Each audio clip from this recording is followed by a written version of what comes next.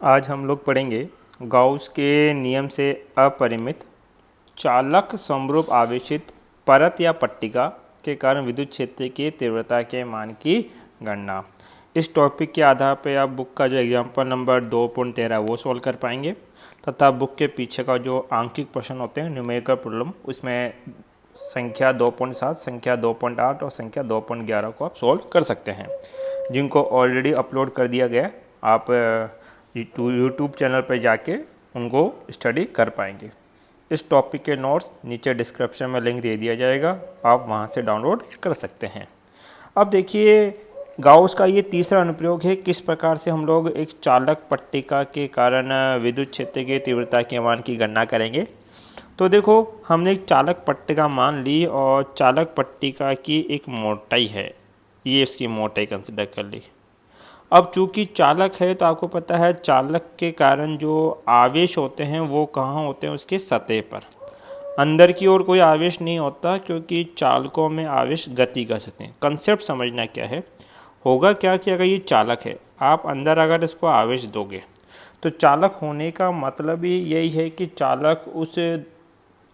चालक के अंदर जो वो आवेश है वो गमन कर सकते हैं, गति कर सकते हैं। अब आप समान प्रकृति के आवेश दोगे तो सभी में क्या होगा, प्रतिकर्ष। क्या ये आवेश इतना समीप रहना चाहेंगे, क्या नहीं, ये दूर भागेंगे। तो ये आवेश दूर भागता हुआ यहाँ आएगा और नीचे वाला आवेश नीचे चला जाएगा। तो इस प्रकार से जितने भी आवेश दोगे वो सारे कहाँ जाएंगे, सतह पे। अंदर कोई भी आवेश उपस्थित नहीं रह पाएगा। इस अवस्था में इसके अंदर कुल आवेश कितना हो जाएगा, 0। इसलिए हमने बोला कि एक चालक पट्टिका है और उसका ये अंदर का मैंने पृष्ठ बताया जिसके अंदर कुल आवेश कितना है, 0। यदि आवेश 0 है तो अंदर का विद्युत क्षेत्र भी कितना होगा, 0। ठीक, इसको कुल कितना आवेश दिया गया है, Q, और इसका क्षेत्रफल कितना है आपके पास, A। तो हम कह सकते हैं कि आपके पास A क्षेत्रफल पे कितना आवेश है, Q। इकाई क्षेत्रफल पे कितना होगा, Q/A, जिसको क्या बोला जाता है आपके पास, पृष्ठीय आवेश घनत्व, अर्थात सिग्मा बराबर Q/A। सिग्मा Q/A है तो Q क्या लिख सकते हैं, सिग्मा A, और Q क्या है, इसका कुल आवेश है, इसलिए मैंने क्या लिख दिया, समेशन Q। गाउस के नियम की सहायता से ज्ञात करेंगे। तो गाउस का नियम कहता है close integration of E vector dot dA vector equal to कितना होता है, समेशन Q/ε0। यदि आपने गाउस के नियम का पहला अनुप्रयोग नहीं पढ़ा है तो पहले वो पढ़ें, क्योंकि उसके अंदर मैंने इस टर्म को एक्सप्लेन किया अच्छे तरीके से। ये टर्म अगर आपको समझानी आती है तो आप गाउस के नियम के जो पांचों अनुप्रयोग है आसानी से सोल्व कर पाएंगे। ये टर्म कहती है कि जो भी आपके पास एप्लीकेशन है पहले उसके लिए क्या बनाइए, एक बंद गाउसीय पृष्ठ। तो वहाँ बताया गया आपको कि यदि आकृति कैसी है, पट्टिका है, तो उसके लिए जो बंद गाउसीय पृष्ठ बनता है वो कैसा बनता है, बेलनाकार। और वो भी कौन सा बेलन, क्षैतिज बेलन। तो ये जो क्षैतिज बेलन मैंने बनाया ये किसका काम करेगा, गाउसीय पृष्ठ का काम करेगा हमारे लिए। ठीक है, फिर किसकी दिशा बतानी है, विद्युत क्षेत्र की। तो देखिए ये जो धनात्मक आवेश है यहाँ पे, इनके कारण विद्युत क्षेत्र किधर होता है, लंबवत भार की ओर। तो ये लंबवत भार की ओर कौन है, विद्युत क्षेत्र। और इधर अंदर की ओर जाएंगे तो विद्युत क्षेत्र कितना है, 0। तो दिशा बता ही नहीं पाएंगे क्योंकि अंदर तो कोई विद्युत क्षेत्र होता नहीं। अब क्या बताओगे, सदिश क्षेत्रफल। चूंकि पृष्ठ कैसा है, बेलनाकार, और बेलनाकार पृष्ठ के कुल कितने सदिश क्षेत्रफल होते हैं, 3। एक तो इस समतल सतह का होगा, समतल सतह का किधर होता है, लंबवत भार की ओर, अर्थात dA वेक्टर। पहला क्षेत्रफल कितना है, A1। यहाँ देखिए E वेक्टर और dA वेक्टर दोनों समान दिशा में जा रहे हैं, तो इनके मध्य का जो थीटा कोण बनेगा वो कितना बनेगा, 0 डिग्री।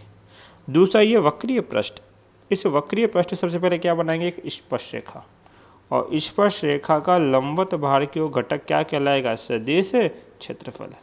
ये द्वितीय क्षेत्रफल है।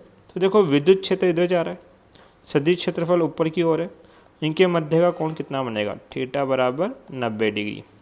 तीसरा जो पृष्ठ है वो भी कैसा है, समतल। समतल का किधर होता है, लंबवत बाहर की ओर, dA वेक्टर। कौन सा पृष्ठ है, A3। और यहाँ आप थीटा नहीं बता सकती क्योंकि यहाँ विद्युत क्षेत्र की दिशा नहीं है आपके पास। बात क्लियर है। Next summation Q। Summation Q क्या होता है, गाउसीय पृष्ठ के अंदर उपस्थित कुल आवेश। तो वो कुल आवेश हमने कितना मान लिया ऑलरेडी, सिग्मा A। उसके बाद क्या करना होता है कि आपको ये देखना है कि सदिश क्षेत्रफल कितना है। यदि सदिश क्षेत्रफल 3 है तो आपको समाकलन भी कितनी बार करना पड़ेगा, 3 बार। यदि सदिश क्षेत्रफल 1 आता है तो समाकलन भी कितनी बार करते, 1 बार।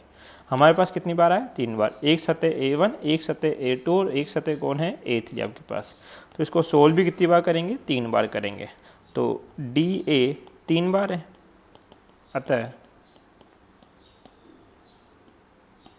समाकलन भी कितनी बार होगा, 3 बार होगा। जैसे समाकलन E vector dot DA vector किसका, प्रथम पृष्ठ का, प्लस समाकलन E vector dot DA vector किसका, द्वितीय पृष्ठ का, समाकलन E vector dot DA vector किसका, तृतीय पृष्ठ का, बराबर समीशन क्यू। समीशन क्यू को क्या लिख सकते हैं, सिग्मा A बट्टे में क्या, एप्सिलॉन नॉट।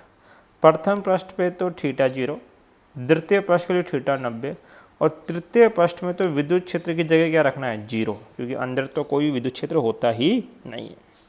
अब देखो इनके मध्य डॉट है, ये डॉट जब हटाते हैं तो कोस थीटा आता है, तो क्या लिखेंगे E DA कोस, और पहले में कितना है 0 डिग्री, प्लस E DA कोस दूसरे में कितना है 90 डिग्री, प्लस तीसरे में तो E वेक्टर का मान ही क्या है, 0 है, और क्या हो जाएगा DA वेक्टर बराबर सिग्मा A बट्टे में एप्सिलॉन नॉट।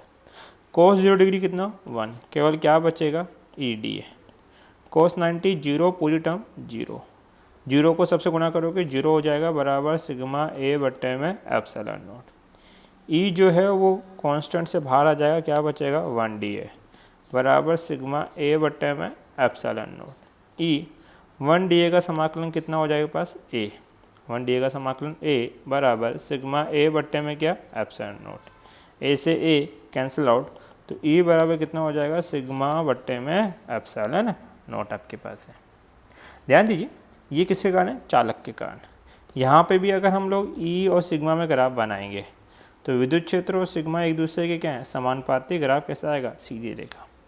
इस फॉर्मूले में कहीं भी E जो है वो दूरी R पर निर्भर नहीं करता, निर्भर नहीं करता, अर्थात जो E का मान है वो R के लिए क्या है, कांस्टेंट है, नियत है। इसलिए जब भी आप E और R के मध्य, दूरी के मध्य ग्राफ बनाएंगे तो वो ग्राफ कैसा आएगा, एक कांस्टेंट का सीधी रेखा ग्राफ आएगा। अब देखिए इस चीज़ को नोट्स में किस प्रकार से आपको लिखना है। सबसे पहले एक अनंत विस्तार के एक चालक आवेशित परत है जिसके बाहरी पृष्ठ पर, बोला गया है बाहरी पृष्ठ क्योंकि अंदर तो आवेश होगा ही नहीं, और बाहरी पृष्ठ का आवेश घनत्व कितना है, सिग्मा। सिग्मा क्या होता है, कुल आवेश बटा क्षेत्रफल। यहाँ पे ये डायग्राम आपके पास एक चालक पट्टी का है, ये गाउसीय पृष्ठ का काम करेगा। 3 क्षेत्रफल होंगे A1 A2 A3। यहाँ पे प्रथम के अंदर DA वेक्टर E वेक्टर दोनों समान दिशा में, थीटा 0, दूसरे में थीटा 90 डिग्री, और तीसरे के अंदर तो थीटा बनेगा ही नहीं क्योंकि विद्युत क्षेत्र कितना होगा, 0। अब गाउस का नियम क्या कहता है, close integration of E vector dot DA vector equal to क्या होता है, Q बट्टे में एप्सिलॉन नॉट। अब आपके पास सदिश क्षेत्रफल कितनी बार आया, 3 बार, इसलिए समाकलन भी कितनी बार करोगे, 3 बार करोगे। पहले पृष्ठ के ऊपर एंगल कितना बन रहा है, 0, द्वितीय पृष्ठ पे कोण कितना बना था 90 डिग्री, और तृतीय पृष्ठ में तो विद्युत क्षेत्र ही क्या लग दोगे, 0। तो देखो cos 90 पूरी टर्म 0, विद्युत क्षेत्र का मान 0 तो पूरी टर्म 0, तो ये 2 टर्म तो 0 लिख दी गई है। cos 0 डिग्री 1 होता है, तो E कांस्टेंट था, बाहर आ गया, क्या बचा, समाकलन 1 DA, और Q की जगह क्या रख दिया गया था, सिग्मा A बट्टा एप्सिलॉन नॉट। 1 DA का समाकलन E होता है बराबर सिग्मा A बट्टा एप्सिलॉन नॉट। E बराबर क्या लिख सकते हैं, सिग्मा बट्टे में एप्सिलॉन नॉट आपके पास हो जाएगा। ये E और सिग्मा के मध्य जब आप ग्राफ बनाओगे तो कैसा आएगा, समानुपाती सीधी रेखा। E और R के मध्य ग्राफ कैसा आएगा, कांस्टेंट, क्योंकि E का मान R पर निर्भर नहीं करता, निर्भर नहीं करता। Thank you.